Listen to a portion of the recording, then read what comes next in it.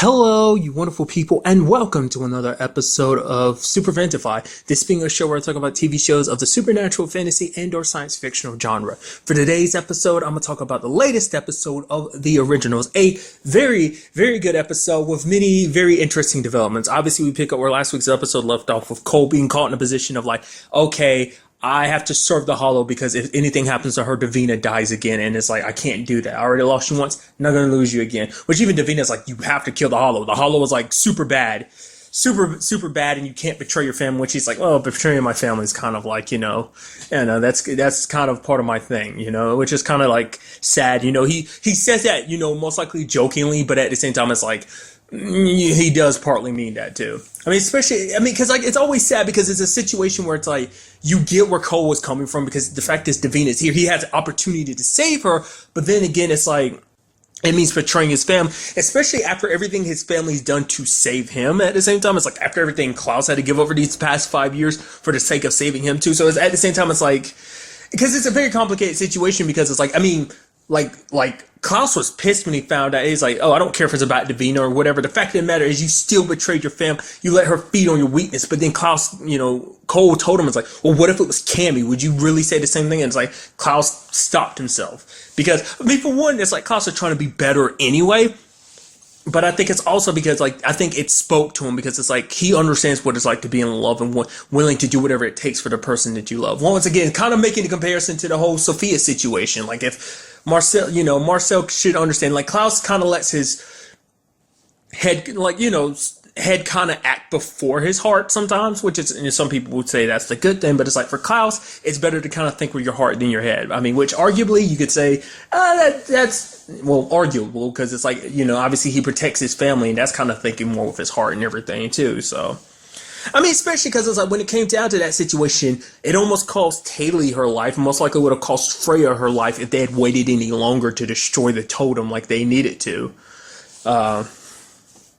So there's that downside to it.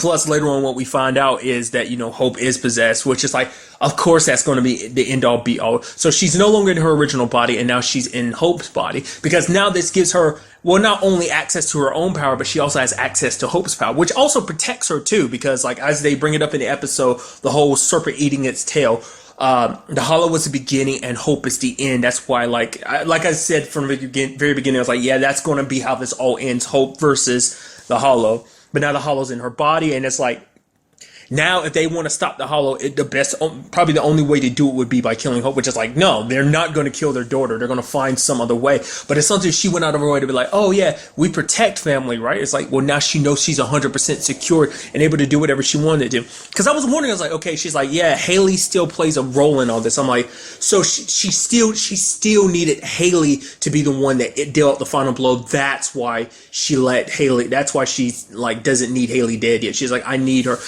Also probably to play the role of the protective mom, but also because it's like Haley had to be the one to stab the dagger through her body. So, because she was the only one that would be able to, quote unquote, kill the Hollow. It's kind of interesting when you actually break it down like that. Why is it? Because technically the Hollow's not dead. She's possessing Hope's, body. So then it's like, so why is it that the whole like resurrecting Elijah thing worked? I wonder. Maybe I guess technically if the Hollow has enough of her own magic left inside of her body when it dies, like not all of it transferred over, but maybe a large quantity of it. Because granted, we don't know on the scale of just how powerful the Hollow is. It seems like she can basically make visions so real that they hurt you because she had Haley kind of psychologically attacking Haley with a vision of Jackson and that one physically hurt. Granted, we didn't see the condition of her body after the vision disappeared. It might have been a situation kind of similar to Silas where it's like, oh, it's all in your head.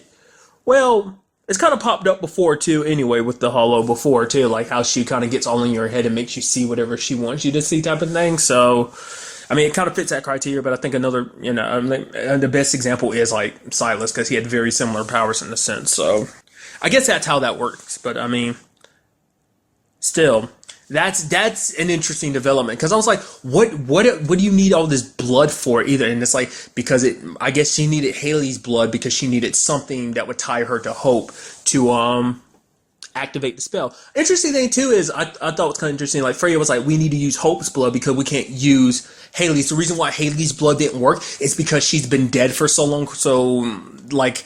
I get, being undead kind of makes her blood not as strong as it was before, but also because it's like she has a constant blood supply. I mean, granted, I don't know how vampires work in this universe. Like, do they have like because you're dead, your organs don't work, so you're not pumping out new blood, right? At least I don't think so. Not, I mean, like I said, you got to get really heavy into it. Like, how do vampires work in this universe? Of do they, when they drink blood, that kind of like get? I mean, or do their organs actually work in this universe? Because it's like, I guess if you're undead, your blood isn't kind of getting pumped out purely like hers should be. I mean, I guess it kind of got. I guess another way to look at it is like basically her blood got diluted. Even if you don't think about it from a very technical standpoint like that, her blood got diluted the moment she became a hybrid. So. But kind of getting back to it, obviously, like I brought up before, like Haley seeing Jackson, and this super awkward and everything because it's like, oh, her and Jackson had their whole relationship, but at the same time, she was still in love with. Well, she was still in love because she had fallen for Elijah at that time. But now it kind of complicates things because it made her kind of have to face a lot of stuff. It's like, oh yeah, Jackson was a good guy, even though it wasn't really Jackson. It's still like the hollow disguises Jackson still hit her on some like heavy points of being like, hey, the fact of the matter is you saw what Elijah really is. The fact of the matter is you were fooled by the disguise. But then Haley later on was like, wait a minute. I've always known what Elijah was. Maybe that's what I've always liked about him was that, and the fact is that where she really stands on all this now, I don't know. Like, I think she still loves Elijah, but she does have reservations. She's had hesitations because it's like, I brought it up last episode about, what Klaus had said last episode, that Elijah is a monster because every monstrous thing he's ever done has been for family. And then Haley goes like, yeah, I'm a monster. She's like, I've done some very terrible things. Like, I mean, let's not forget, we didn't see everything, but she talks about the fact that she did a lot of very bad things over the course of that 5 years. I don't know if I brought that up. I think I brought it up before, but I'm still waiting for the other shoe to drop on that. Like, eventually that's probably going to catch up to her and cause trouble. I mean, obviously, the main focus is the hollow, but you're just waiting for the other shoe to drop and see what other problems are going to arise. But she says she knows what she has to do. She just has to be brave enough to do it. Does that mean she's going to try and break it off with Elijah because it's like, hey, I can't? Because another thing too is like she ended up saying like, Hope is the only one in their family that hasn't been touched, who hasn't been like dirty, that isn't a monster. She's just a innocent girl that she still has that light about her while the rest of the family is shrouded in darkness. And she's like, I have to be brave enough to do it. So is that her saying like she needs to get Hope away from her family? Does that even include her? Like, or does that just mean she needs to distance herself from Elijah or what? Like, it's hard to say. I mean, to me, at the first, I interpret that as get away from Elijah, but now I'm sitting thinking about it, it kind of seems like that might be kind of a distance yourself from your family, but it's like, would she really do that? Would she take Hope away from her dad? I mean, if it meant protecting her and stopping her from ending up like any of them, then I don't know. I don't know. It's something to think about, so.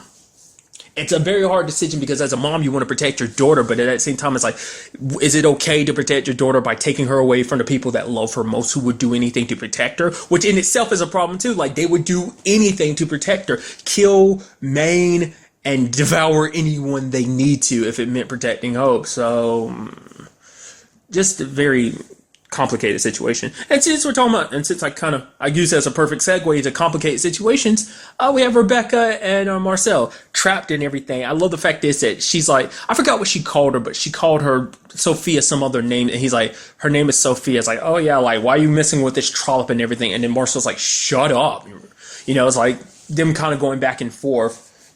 I mean, it's so obvious. It's like Rebecca's jealous, because it's like, we had our thing and now you just moved on. Because let's face the fact, subsequently since Marcel, Rebecca hasn't been with anybody. This is like, Marcel's been with someone, but Rebecca hasn't. So, I mean, obviously they come at it from different points because, like, for Rebecca, it's like, I asked you to leave with me long before, but you chose New Orleans over me. But then he's like, you didn't come track me down like for 100 years. So it's like, okay, forget you, and then proceed to make out. And I'm like, oh yeah, that's definitely gonna get complicated. Considering the fact is, Marcel, you have a girlfriend, Sophia, and that's just kind of like, that in itself seems like that might be stirring up some issues on it in its own. It's like you're so obviously still in love with each other. The reason why you act like that around each other, the reason why you actually care about each other, you try to pretend like you don't, but it's so obvious because it definitely broke. You could see a look on Rebecca's face when she was like, "Oh yeah, he's doing it for love."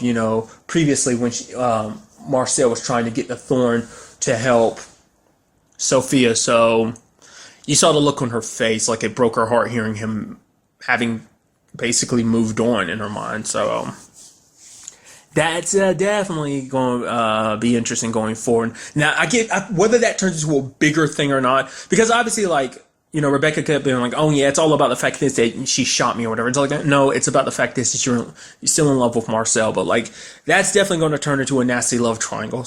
Once again, I appreciate them from a story standpoint. Don't like them within the story standpoints either. I know it's a contradiction. I enjoy them as a plot device, but I don't like it when they happen because it's like, I'll let so and so be together. It's like I feel like when it's all said and done, I think Rebecca and Marcel want to get together. They have, in my opinion, they have too much history. Which you could argue and say that's why he'd be more likely to be with Sophia because there's that history between him and Rebecca and reluctant to go down that road again. So.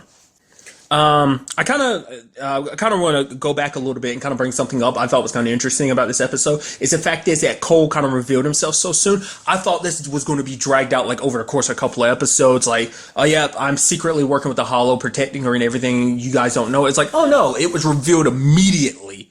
I guess Cole didn't have any choice. It's like the map is telling him that the totem's still here. He's like, well, hell, I can't, waste time like this and everything, because obviously it's all about trying to find a different way to help Davina, which, luckily it's like, oh, he turns to one witch. I'm like, oh, I had a feeling he would turn to Hope, but I was like, maybe he would decide to go to somewhere else. But I was like, who else would he go to? He can't go to the Harvest Witches. He can't go to Vincent because Vincent is somewhere we don't know because Marcel's been looking for him. But definitely get the feeling like that's definitely going to be something shady in itself. But nevertheless, luckily, Davina was able to be saved, and now her and Cole have gone off, which is sad in itself because it's like, well, Josh got to see her, hug her, say hey, and say goodbye. Marcel didn't get that chance, so now Josh is going to have to tell him, yo, Davina's alive and everything. Which is even more sad when you think about it because when you actually break it down, Davina was their help from the other side, but it's like, now that she's no longer on the other side, what does that mean for the ancestors? I'm sure she kind of kept them back, and what does that mean for the Harvest Girls, too? I guess they're kind of just back to business. Obviously, eventually someone, like I said, the ancestors or even the Harvest Girls are going to notice the fact that Davina is gone and everything. So, I'm wondering what will that do, because that's probably leaving open some openings here and everything. But it's like, Davina was just used as a tool, a means of buying enough time to do what the Hollow needed to do. She probably knew that eventually Cole would get caught and just everything would play out, but she needed Cole on her side long enough so that she could do what she needed to do, and that was go into Hope's body, because she knows that the Michelsons would never give up. They're very tenacious in that regard, that, once they sense a threat, they go at it full force. So, but another thing that came up this episode along the same lines of Haley and Jackson, we had Freya dealing with the whole seeing Keelan dead. It's the thing that she fears most. She's before, protecting my family, possibly dying, never crossed my mind. It never worried me. But now, now that I have someone I could come back to, it worries me. Freya makes it seem like she's okay afterwards, but it doesn't seem, I don't think she is. Because while the Hollow was in her head and everything, it's like, oh yeah, you're trying to run away from this, but you know that it's eventuality. You're seeing this because you know it's possible for this to happen. And so she tells Constance, yeah, I told Keelan just to go, this is because of a family thing, but it's like, does this mean that she's going to keep a distance from Keelan? Because the further she is away from Keelan, the more because this was already a thing established from the beginning, why she didn't want to get close to Keelan in the first place, because it's she didn't want, because, being close to someone is a weakness to a sense. Yes, they give you strength, but at the same time, put you at a very heavy disadvantage. And it's will she keep her distance from Keelan? Will she kind of pull back? Will she pull her heart back? Not just for her own sake, but for Keelan's sake, because it's as long as you're closely tied to me, you will always be a target, and I don't want you to die. I can't fathom you dying, But I kind of brought him up real quickly, but the question is, what is up with Vincent, though?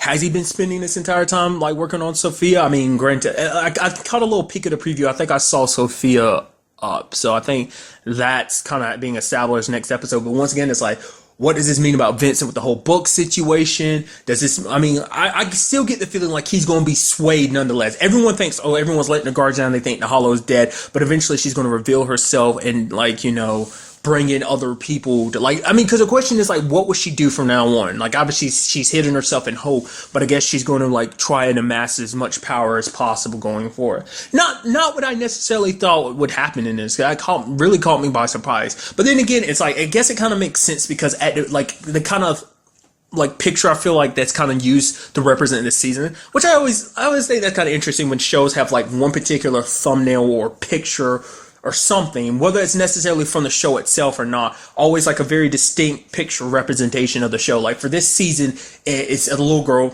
Hope, and there's like a whole bunch of dead crows and stuff like that. So I guess it's supposed to represent the fact is that, you know, I guess like it contextually, like it was already there being like, hey, here we are. Like this is actually kind of spoiling the season if you didn't really think about it too much. So I guess in my mind, it just, I don't know, it just didn't register. So I'm curious to see what her plans are going forward, because I get the feeling, like I said, Vincent's going to get mixed up in all of this, end up serving her. Maybe he won't even be the only one. I mean, as we know, she sacrifices everyone that's, you know, serves her and everything, who is loyal to her. But then again, it's like Vincent's kind of a special case to her. Always has been. Why she's always been so interested in getting him back. So, I mean, we do also have Elijah back now too, and what does that mean for him? And like I said, like, you know, I've been focused on the Haley side. What does that mean for Elijah too? Because, you know, he might probably remember everything that went down when she like was inside of his soul and everything.